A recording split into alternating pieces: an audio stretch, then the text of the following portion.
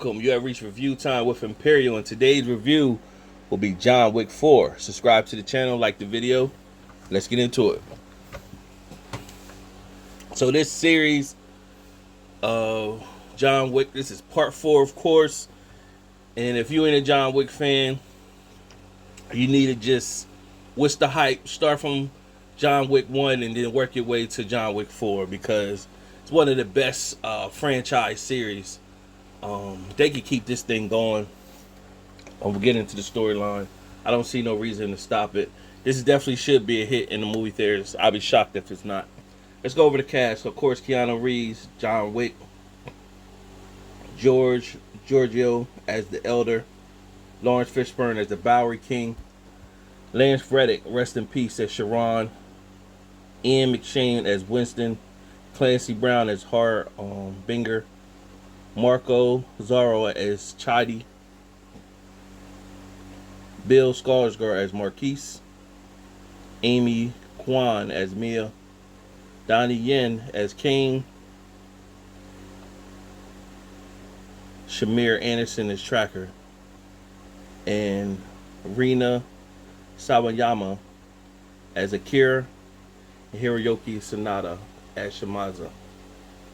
And that's it. That's just the main cast right there. So, the beginning of the movie starts off with John Wick preparing for his revenge against the High Table. And, of course, at the end of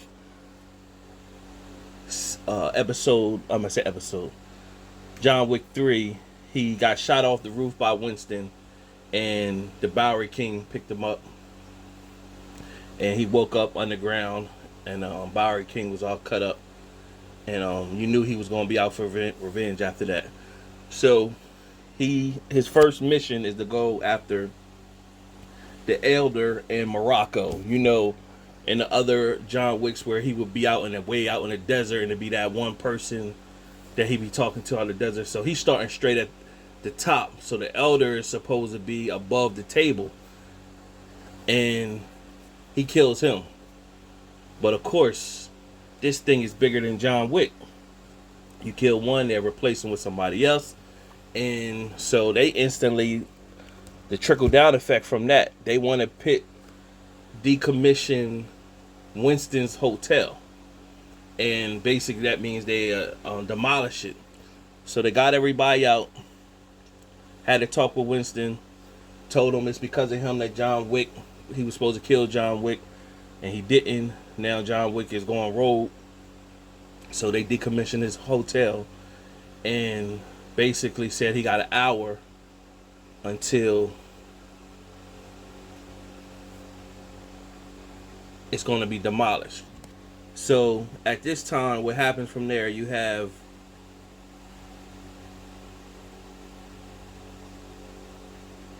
Marquise Vincent. He's a senior member of the High Table or whatever. So he has Winston right there, and he has Sharon right there. Rest in peace. I already said that. Going over the names. And Lance, what's his name again? My apologies. Lance Reddick. Rest in peace to him. So his character, he didn't last long enough. He died early. So instead of Winston getting killed, Sharon got killed, and Winston said it should have been me. So he left Winston alive. Meanwhile, of course, they picked the hit out to John Wick. Meanwhile, it shows over in wherever they at. They're over in Japan or Tokyo, somewhere like that. And they had another hotel. It's the Osaka Continental. So John Wick's friend Shimazu is there. He's running things over there. His good friend John Wick, he's hiding John Wick out. Now, Shimazu's daughter is like the concierge there. And she's getting word what they did to the hotel in New York. So she's telling her dad, like, hey, you can't have John Wick here because they're gonna come here looking for him. It could be bad for business. So meanwhile, the Marquise, Vincent, he contacts one of John Wick's old friends, King. Now King is like he's like a blind table assassin, like the movie Blind Fury. So, but you don't see what he could do till later. But he's like a daredevil type guy. You know, his senses are strong. He's blind, but he real true badass in the film. So, nevertheless, he sends him out, calls him out of retirement. He knows he can get close to John because he knows John only has a few friends that he trusts with his life, and so he pretty much brings him out of retirement. Meanwhile, Kane is off visiting his daughter, playing the violin or whatever. So his daughter pretty much, he gets threatened with his daughter if he don't come back and take this job. You know, they'll go after his daughter.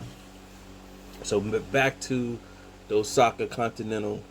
Right while they're Shimizu is talking to John Wick, the table goons come in. So they got one main goon, and he comes in. He's actually, you see him throughout the whole movie, and he should have a name. I don't even remember what his name. I just call him the main goon for right now. So he shows up. In the process of him showing up, you see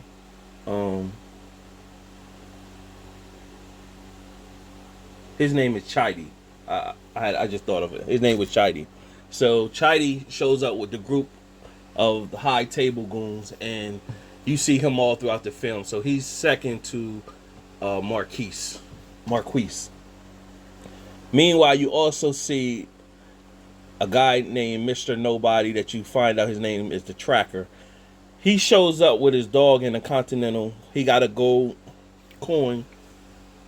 How you know they check into the these hotels, and he's sitting there with his dog. So he's all throughout the film, different moments.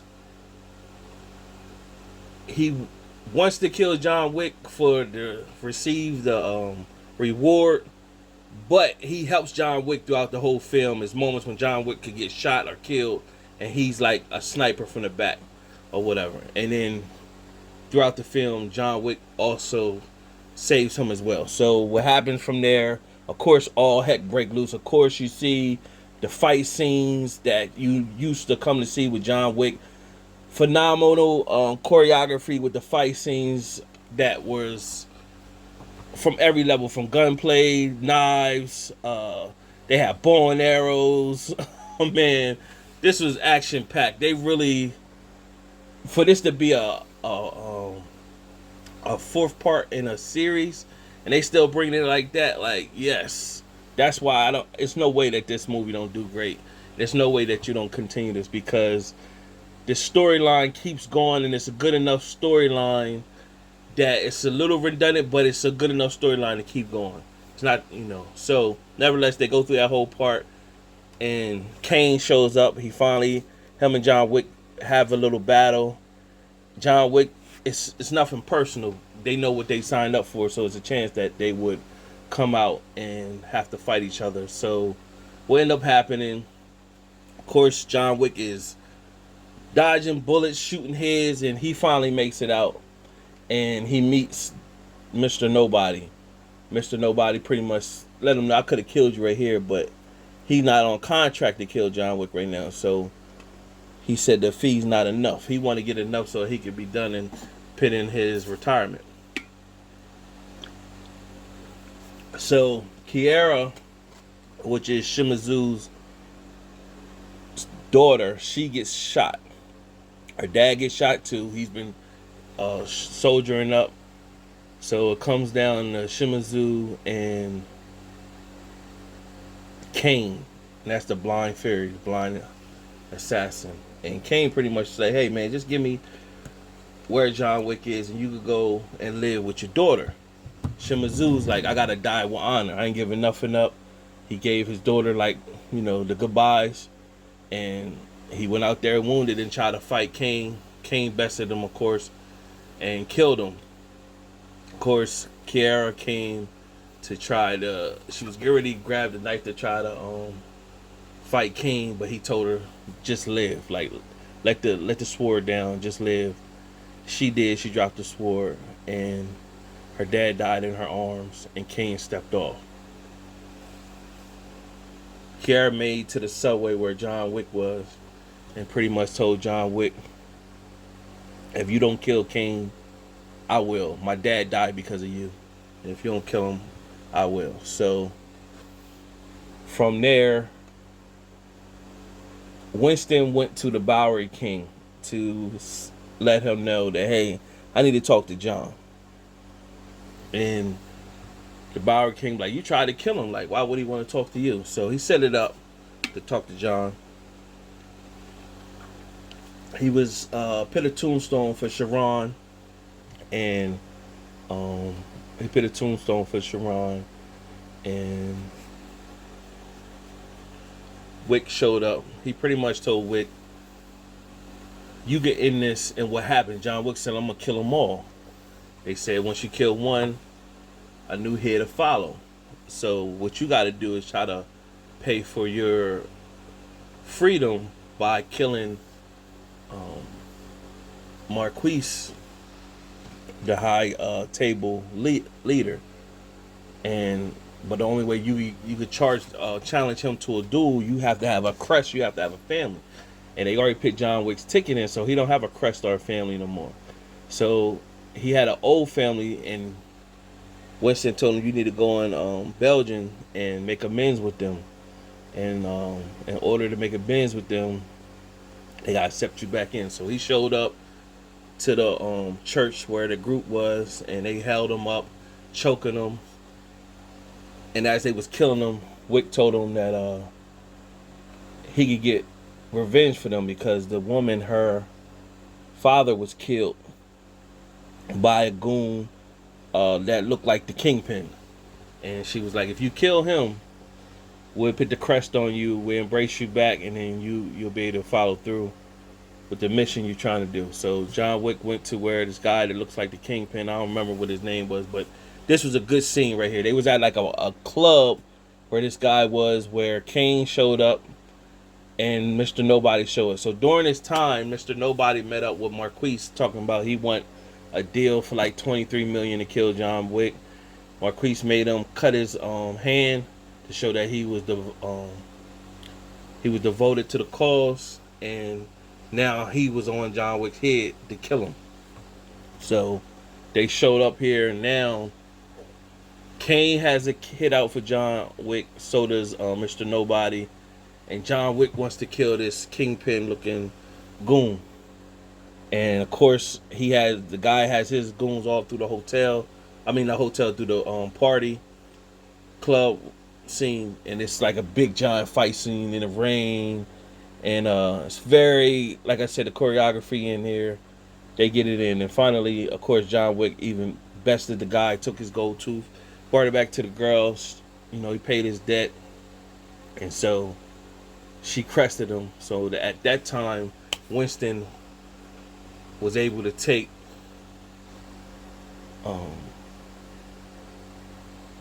the script to Marquise and let him know that John Wick challenges him to a duel, and he has to honor it because of the old ways, and he can't go above that. Now Marquise is the younger generation of the head of the high table, so he's pretty much want to break all the old rules, but old rules is old rules. So he's also being overseen by to make sure that he follows the script, Harbinger, which is played by Clancy Brown. He's also is being monitored by him to make sure he is following the things he's supposed to be following. So he accepted the duel, but underneath his terms. So his terms was pretty much that if John Wick died, Winston would die too. But he also set the terms that in the duel, John Wick would face Kane instead, or whatever. So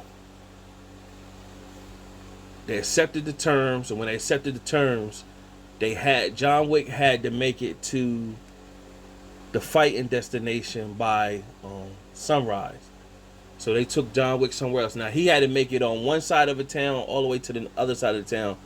In between there, they put a hit and raised the stakes to 26 million for everybody to stop and kill John Wick. So this is where it gets all interesting, crazy fight scenes all over. Mr. Nobody had a dog too, like Halle Berry character had in part 3, had a dog that was that dog was the truth too, that was helping him along the way. And so John Wick had to make it to the fight, that's the dual destination, but he was running through a bunch of, jumping through windows, getting hit by cars, blocking bullets. Meanwhile, Mr. Nobody was helping him along the way at different moments. And then there was a moment where John Wick could have killed Mr. Nobody, and he decided not to and helped, because the Chowdhury was going to kill Mr. Nobody's dog, and John Wick shot him, and he was able to stop his dog getting killed. So he ended up paying that back for John Wick later on. So it gets a moment where Kane, it's security turn, the sunrise grade coming, and if John Wick don't make it there in time, everything's canceled and it's instant execution. So Kane waits, and now what happens is John Wick is like king of the hill. John Wick is at the bottom of the hill. It steps, and he got to make it all the way to the top. He by himself, he's shooting, going up the hill, shooting probably like 50 men. No exaggeration. Like 50 men shooting, doing everything. Makes it all the way to the top, and Chowdhury shows up with his group and kick John Wick all the way down the steps. All the way. So that's where it gets wonky. So it's one thing to be dodging the bullets and all that. You got the Teflon suit that's where the bullets is not penetrating. But they threw him all the way. He jumped out a window, landed on a car. He would have had broken bones and everything. So that's where we've been watching John Wick. So he's like a cat with 9 lives. Nevertheless, he got kicked all the way back down the hill. Kane showed up and was like, "John, get up. How much time you got to get to the top?" He said 3 minutes. He's like, "Man, get up. You got to make it." So now Kane helps him. Fight all the way to the top. He get kicked down again, another flight of stairs. He still makes it to the top. This time, Chowdhury ends up getting killed. And the dog got his revenge because when the dog was going to kill him, he was going to kill the dog. The dog got his revenge. And then Mr. Nobody popped Chowdhury in the head. They made it to the top, to the duel. Now you had one bullet for each John Wick and Kane. Marquise did everything possible to try to stop John Wick from making it to the top. And you thought he was going to be a real true threat the whole time, but he just was calling the shots. So you had Kane on one end, John Wick in the other, 30 feet apart. They both take a shot. First shot, both clipped each other in the arm from 30 feet. Now they at 20 feet. Both shot. This time, John Wick got shot in the arm. Kane got shot in the stomach. Now, came down to 10 feet. So this shot, somebody's going to die. At this one, they're too close. So when Winston gave John Wick the shot, he said, "Kill him." So when they said fire, John Wick act like he drew, and Kane shot John Wick in the stomach. He dropped. Kane stood up. And I knew right then and there what happened. John Wick didn't shoot. So Marquise was like, yeah, it's over. So he took Kane's gun and said, Your debt is paid. You free with your daughter. He took the gun, put a bullet in. He went to stand over John Wick, and when Winston looked at him and said, he didn't shoot. And then when he looked, John Wick stood up, boom, blew him in the head. Marquise was done. Charbanger pretty much said, John Wick, your debt is resolved. Winston, you resume management at your new renovation hotel. Kane, you free along with your daughter. So at this time, Kane walked over to John Wick, and John Wick was bleeding out. And this, said, old friend, salutations. Winston said some words to John Wick, and John Wick was like, basically, will you take me home? And Winston said, yeah. John Wick released his belt, which was keeping the pressure from the bullet from him bleeding out. So he released it, and he just went on the steps and sat down and started envisioning his time with his wife, and he croaked over. So you believe. Now listen, a guy like John Wick, you gotta blow him in it. If you don't see no headshot, listen, it's nothing. So they had a little funeral ceremony with John Wick's tombstone next to his wife. Winston and the Bowery King looked at each other, and Bowery King asked Winston, did you think you'd make it to heaven or hell? And Winston said, who knows? So listen, you already know the John Wick quote-unquote character is dead, right? The assassin, that's his clean slate. Same way they would do like assassin somewhere. They'd kill that person off, but then now they're a ghost, but still alive. So that's what's, he didn't bleed out. This movie's gonna make too much money, too much of a hit.